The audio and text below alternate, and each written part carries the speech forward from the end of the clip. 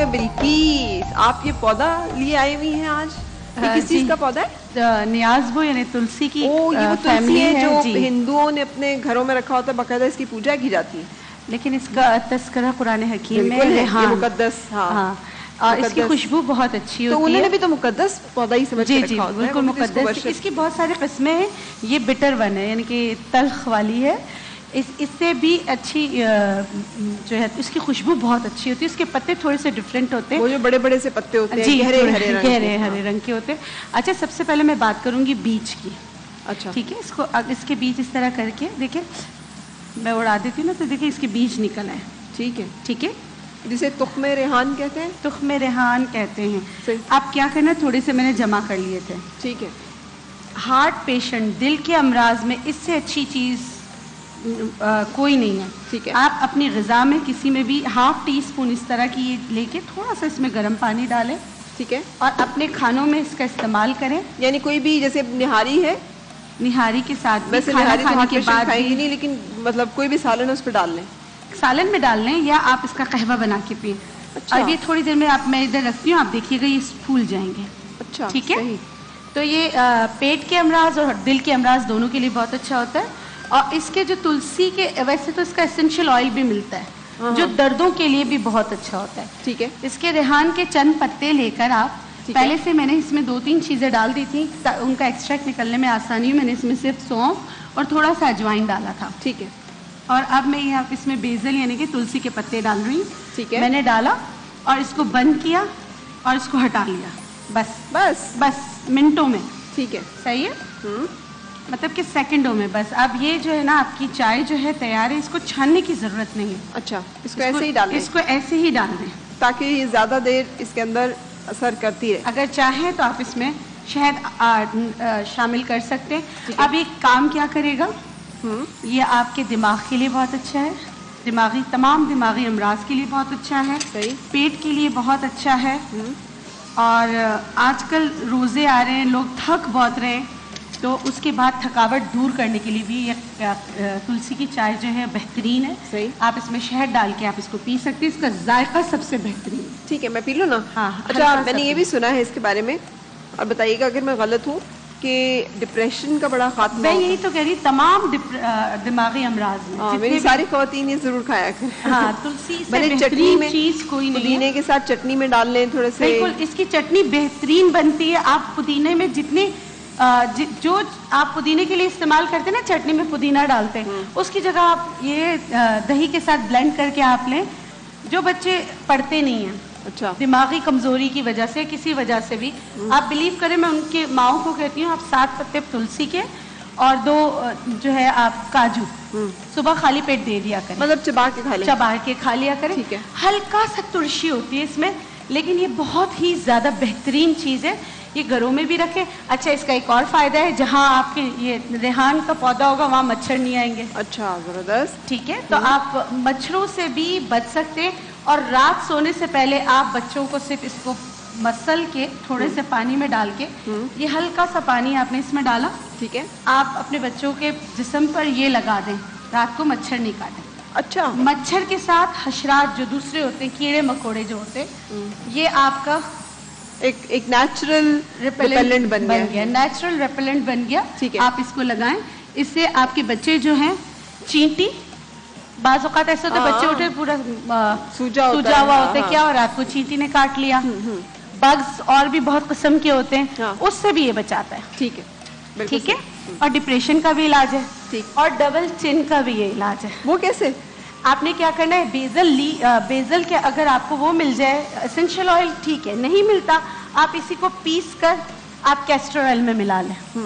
پیس کر آپ castor oil میں ملا کر وہ آپ جو آپ کی ڈبل چین ہے اس پہ اچھی طرح لگا کر کپڑا باندھ لیں. اچھا. آپ دیکھیں گے آپ کی اسکن اسٹریچ ہوگی اور آپ کی ڈبل چین آہستہ آہستہ ختم ہو جائے گی. صحیح. لیکن آپ کو یہ کرنا پڑے گا، روز لگانا پڑے گا. ٹھیک ہے. ٹھیک ہے. اس سے یہ بہت جلدی 10 دن کے اندر آپ کو پتہ چلتا ہے کہ رزلٹ آئے. پیس کر اس کو کیسٹر آئل میں ملا لیں، ہلکا سا گرم کر کے کسی بھی چیز پہ رکھ کے مساج کریں. ہلکا سا پہلے مساج کریں، پھر آپ نے بینڈیج باندھے. اوکے. صحیح. ٹھیک ہے. اس سے آپ دیکھیں گے آپ کو بہت فرق پڑے گا. اچھا سنا کے پتے ہمیشہ جو ہے کانسٹیپیشن کے لیے سب استعمال کرتے ہیں، لیکن خدارہ اکیلے مت کیجیے گا. اس میں سونف کا اضافہ کیجیے، اسپاغول کی بھوسی آپ ڈالیں. جیسے میں نے سنا مکی کا آپ نے کعوہ بنایا، آپ نے اسپاغول کی بھوسی ڈالی اور آپ نے کہا اس میں سونف. اچھا سونف اور سنا مکی کو ابال لیا. ٹھیک ہے. ابالنے کے بعد اس سے پہلے 1 چمچ میں نے اسپاغول کی بھوسی پہلے ہی رکھی ہوئی تھی. یہ آپ کا قہوہ تیار ہے. اس میں تھوڑا سا لیمو ڈال دیا، اور شہد ڈالنا چاہے شہد ڈالیں، اور بھر بھر کے سنا کے پتے استعمال نہ کریں. آگے جا کے آپ کو پیٹ کے بہت سارے دوسرے امراض ہو سکتے ہیں. اس کے بعد آپ سنا کے پتے نہیں لیں گے تو آپ کا قبض جو ہے دائمی ہو جائے گا. سنا کے صرف چند پتے آپ نے لینے اتنے سے. ٹھیک ہے، ہم بات کنٹینیو کرتے ہیں، لیکن بریک لیں گے یہاں پہ، اور بریک کے بعد ہوگی پھر آپ سے ملاقات.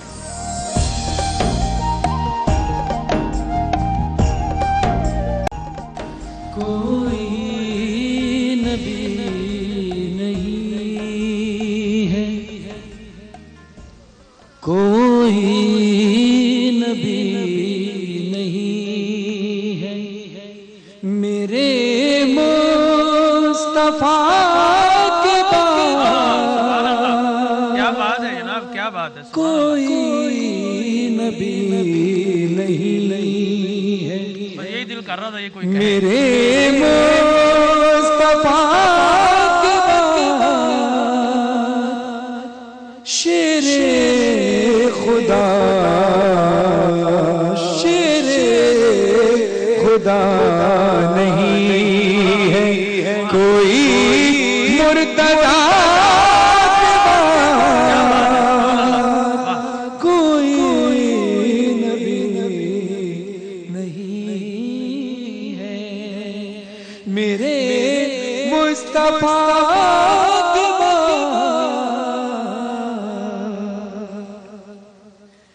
نہ ہے کسی کے بیٹے حسین و حسن سے اور نہ فاطمہ سیما ہے کوئی فاطمہ کے بعد، نہ فاطمہ سیما ہے. سبحان اللہ. داد چاہوں گا صرف اشعار کی، اپنے پڑھنے کی نہیں. کوئی نبی نہیں ہے میرے مصطفیٰ کے بعد شیر خدا نہیں ہے کوئی مرتضیٰ کے بعد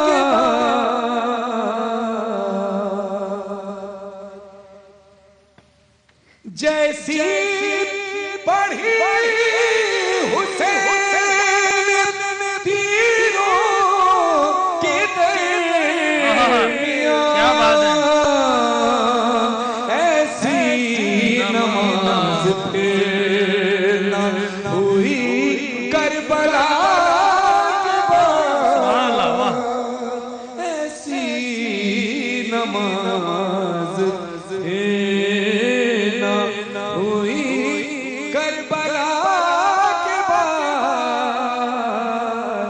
کوئی نبی نہیں ہے میرے مصطفیٰ کے بعد.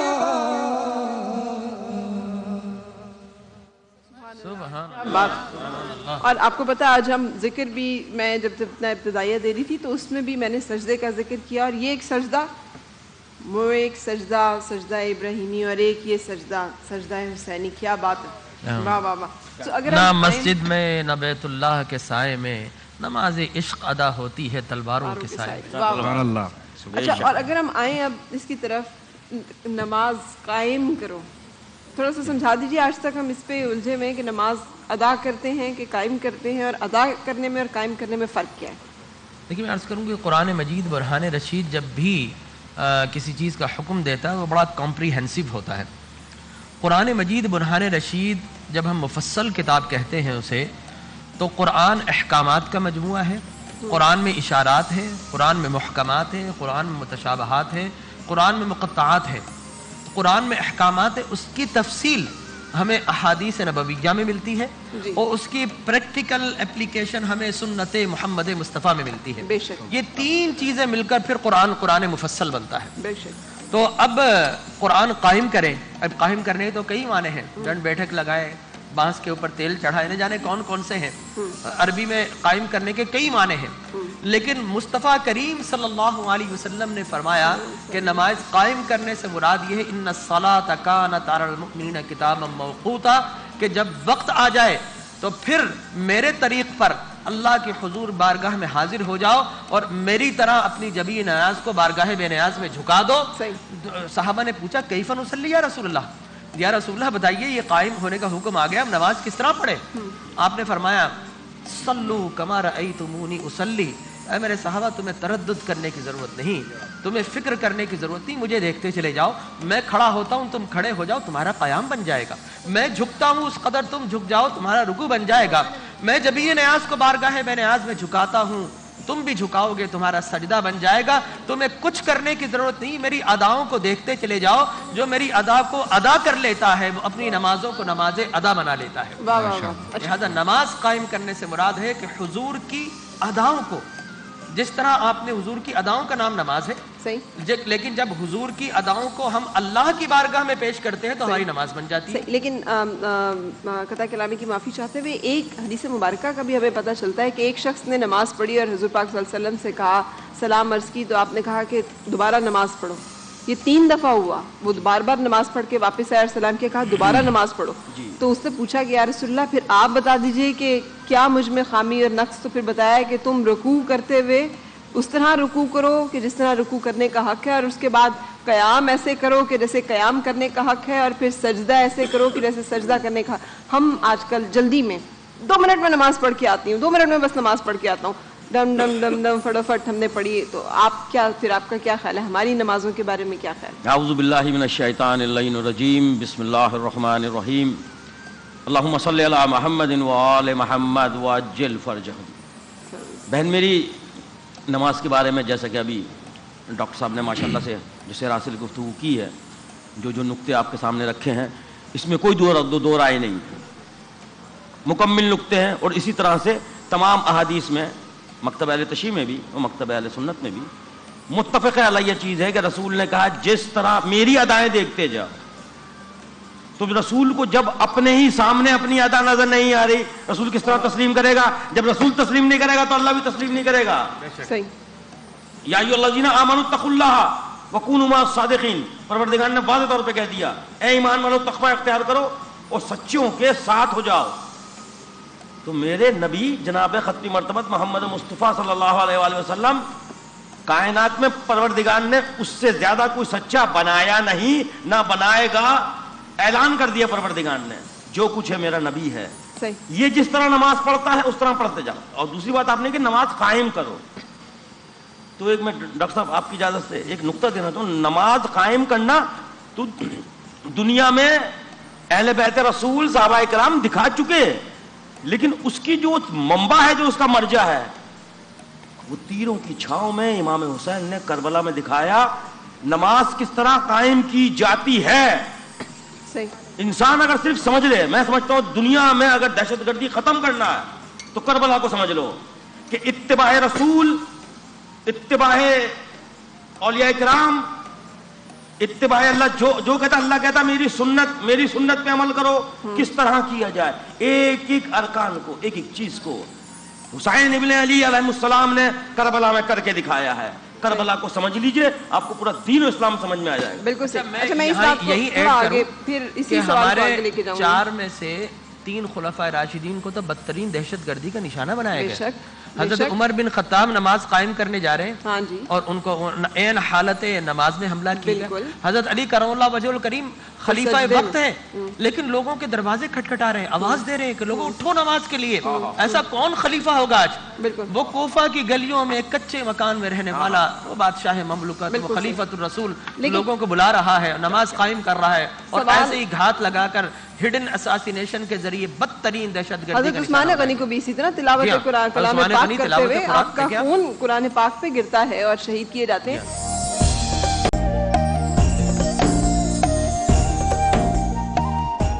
یہ جو قیام و سجود کے جو آداب ہیں وہ کہ مرغ کی طرح ٹھونگے نہیں مارو. ایک حدیث مبارکہ کے مطابق مطلب میں الفاظ استعمال کرنے لگی ہوں کہ آپ ایک جانور کی, کس جانور کا نام لیا تھا ڈاکٹر صاحب, کہ ایک جانور کی مشابہت میں نہ بیٹھو, میرے بھی اس وقت ذہن اس میں تشدد میں بیٹھو تو طریقے سے وقار کے ساتھ بیٹھو. نحمدہ و نصلی و نصلی علی رسولہ الکریم. اللہ رب العزت قرآن کریم میں ارشاد فرماتے ہیں وما آتاکم الرسول فخذوا وما نہاکم عنہ فانتہوا. رسول اللہ صلی اللہ علیہ وسلم جو تمہیں دے دیں وہ لے لو. یہ ہے اصل دین.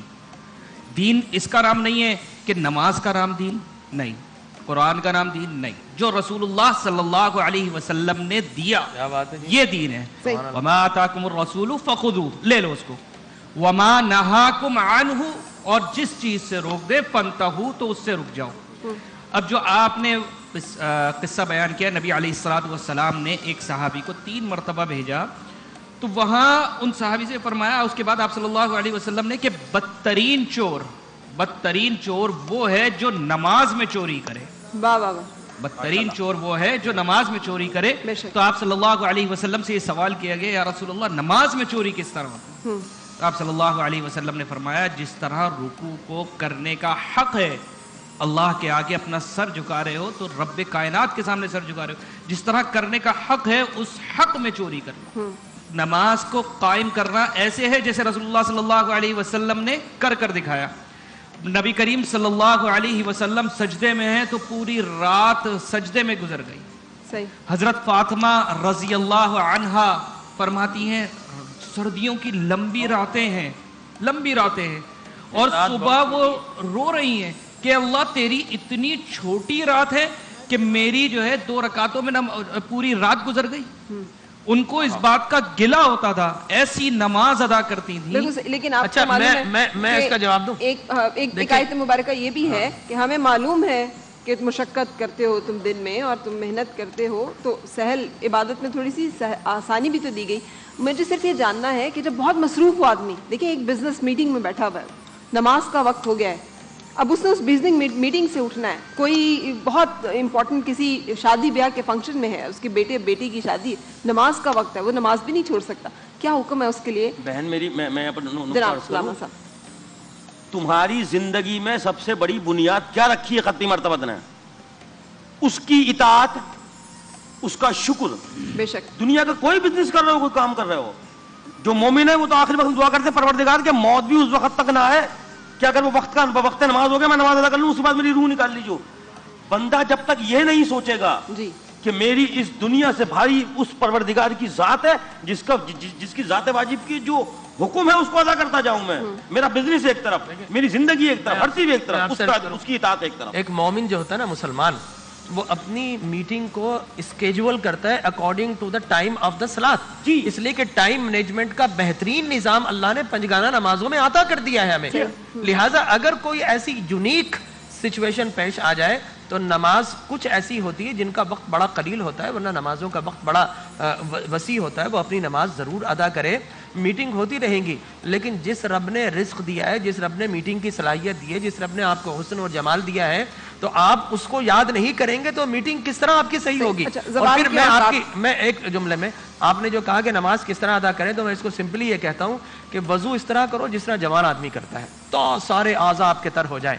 نماز اس طرح پڑھو کہ گویا جس طرح بوڑھا آدمی پڑھتا ہے, ٹھہر کر, اور دعا اس طرح مانگو جیسا بچہ رو رہا ہو, بچے کی طرح دعا مانگو. تو بس یہ سارا فلسفہ نماز کا اسی ہے. میں آپ سے عرض کروں, مولا کائنات جناب علی بن ابی طالب سے کسی نے پوچھا کہ علی آپ ساری رات میں ایک سجدے سے سر اٹھاتے ہیں, تو مولا کائنات نے کیا جملے کہے تھے کہ میں اپنی رب کی بارگاہ میں یہ سر کو خاک پہ رکھوں اور ایسا ہو کہ میری سجدہ گاہ میرے آنسوؤں سے اس کی بارگاہ میں تر نہ ہو. میں نے کائنات میں کبھی ایسا سجدہ کیا ہی نہیں جو اس کے شکر کے لیے میرے آنکھ سے آنسو نہ نکلے. अपने नबी की उम्मत की बख्शिश के लिए मेरी आंख से आंसू ना निकले, बिल्कुल सही। ये हो ही नहीं सकता। अच्छा, क्या अली नमाज पढ़े उसकी सिजदा का आंसू अच्छा, ना अब मैं नीचे। अपने सारे सवाल आपके सामने रख देती हूँ। औकात ज़वाल का आपसे पूछूंगी, औकात कार का। ज़वाल के औकात क्या होते हैं? मैं वज़ू की आपसे शराइत के बारे में पूछूंगी। मैं आपसे तयम्मुम की जो एक सूरत हाल, अगर पानी दस्तियाब नहीं है तो तयम्मुम के बारे में क्या, मैं इन तीनों चीज़ों को आपके सामने, ताकि आप मुख्तसर वक्त में हमें ज़्यादा चीज़ों के बारे में बता सकें। ब्रेक के लिए साथ रुकेंगे और फिर आपसे मुलाकात।